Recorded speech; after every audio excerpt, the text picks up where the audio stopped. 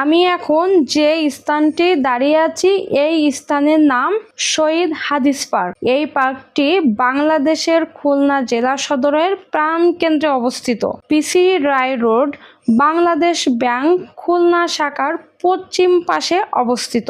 এটি 1884 সালে খুলনা পৌরসভা প্রতিষ্ঠিত হওয়ার পর শহরবাসীর বিনোদনের জন্য পৌরসভা কর্তৃপক্ষ খুলনা মিউনিসিপ্যাল পার্ক নামে প্রতিষ্ঠিত করে। 1905 সালে দেশভাগের ঘোষণার পর মহাত্মা গান্ধী খুলনায় এসে এই পার্কে ভাষণ দেন এবং তার সম্মানার্থে এই পার্কের নাম পরিবর্তন করে রাখা হয়েছিল গান্ধী পার্ক।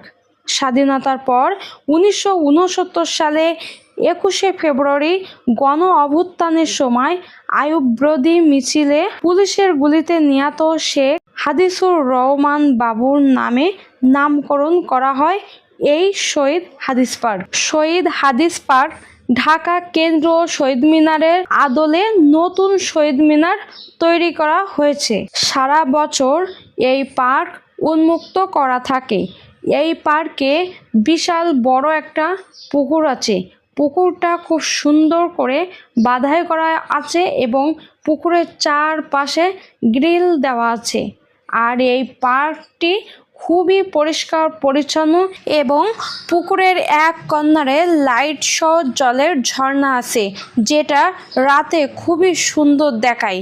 এই পার্কের চারপাশ দিয়ে সুন্দর করে রাস্তা তৈরি করা আছে এবং রাস্তার পাশ দিয়ে সুন্দর সুন্দর নানান রকমের ফুল ও ফলের গাছ আছে। এই পার্কের বাতাস খুবই মিষ্টি। এই গরমের দিনে এই পার্কে কেউ বসে আছেন, কেউ শুয়ে আছেন, কেউ বা প্রেমিক প্রেমিকার হাত ধরে বসে আছেন। এই পার্কে 3টি বড় বড় গেট আছে। তো আমাদের ভিডিও এখানে শেষ করব। আমাদের ভিডিও যদি তোমাদেরকে ভালো লেগে থাকে তাহলে অবশ্যই লাইক, কমেন্ট এবং শেয়ার করবেন। তো ভালো থাকুন, সুস্থ থাকুন, টাটা, বাই বাই। পার্কে ঘোরাঘুরি করার পর এই মামার কাছ থেকে আমি একটা আইসক্রিম কিনলাম।